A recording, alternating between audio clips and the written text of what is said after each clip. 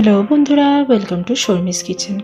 আজকে আমি আপনাদের জন্য নিয়ে এসেছি, সামনে যেহেতু হোলি, আপনার বাড়িতে এই চিকেনটা ট্রাই করে দেখতেই পারেন, খুবই ভালো লাগবে। একদম অনুষ্ঠান বাড়িতে যে চিকেন কষাটা তৈরি হয় সেই চিকেন কষা রেসিপি নিয়ে চলে এসেছি। আপনারা যে কোনো অনুষ্ঠানে এটা বাড়িতেই তৈরি করে ফেলতে পারেন খুবই সহজে।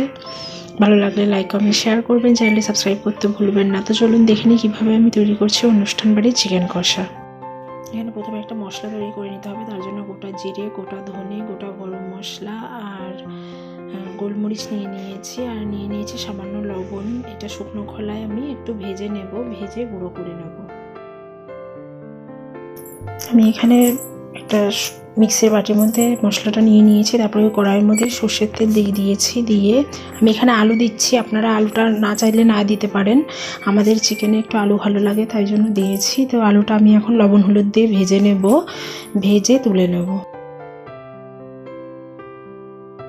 আলুটা ভেজে তুলে নিয়েছি। ওই তেলের মধ্যে শুকনো লঙ্কা, তেজপাতা ফোড়ন দিয়ে দিয়েছি। এবার পেঁয়াজ কুচি দিয়ে দেবো, দিয়ে একটু বাদামি করে ভেজে নেব। পেঁয়াজটা বাদামি করে ভাজা হলে এর মধ্যে প্রথমে দিয়ে দিচ্ছি রসুন বাটা। রসুন বাটাটা দিয়ে কাঁচা গন্ধটা চলে যাওয়া পর্যন্ত ভালো করে ভেজে নেব। রসুনটা ভালো করে ভাজা হয়ে গেছে, এর মধ্যে আমি আদা বাটা আর লঙ্কা বাটা দিয়ে দিচ্ছি, দিয়ে ভালো করে কষিয়ে নেব।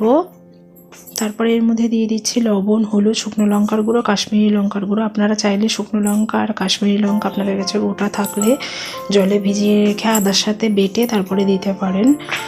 দিয়ে ভালো করে আমি এটা কষিয়ে নেব। মশলাটা যতটা ভালো কষাবেন ততটা কিন্তু টেস্ট ভালো হবে। এরপরে এর মধ্যে আমি কেটে রাখা টমেটো দিয়ে দিচ্ছি, দিয়ে যেহেতু লবণ দিয়ে আছে টমেটোটা তাড়াতাড়ি গলে যাবে, ভালো করে কষিয়ে নেব।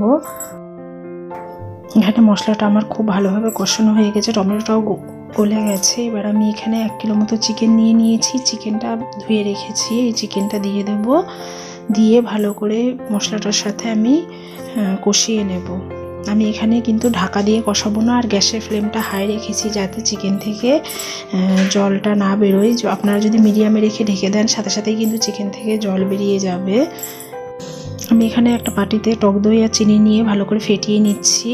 চিকেনটা একটু কষে আসলে তার মধ্যে আমি এই টক দইটা দিয়ে দেবো। চিনিটা দেওয়াতে সব কিছু ব্যালেন্সটা খুব ভালো হবে। এখানে চিকেনটা একটু কষা হয়ে গেলে তারপর আমি টক দই দিয়ে দিলাম, দিয়ে ভালো করে নাড়তে হবে, না হলে কিন্তু ভালো করে টক দইটা মিশবে না। তো অনবরত টক দই দেওয়ার পরে ভালো করে মেশাতে হবে।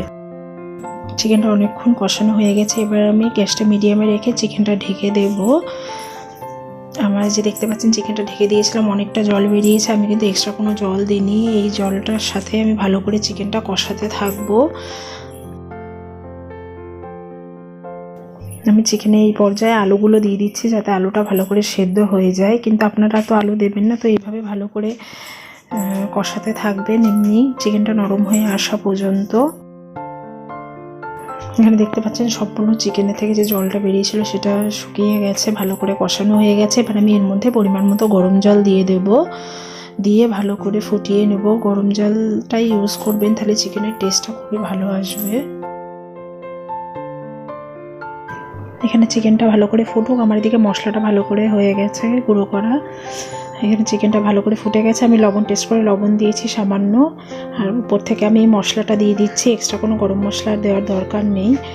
তো আমার রেডি হয়ে গেল অনুষ্ঠান বাড়ির মতো চিকেন কষা। আমি একটু ঝোল ঝোল রেখেছি, আপনারা চাইলে আর একটু ঝোলটা শুকিয়ে নিতে পারেন। পরের দিকে যদি একটু টেনে গেছিলো।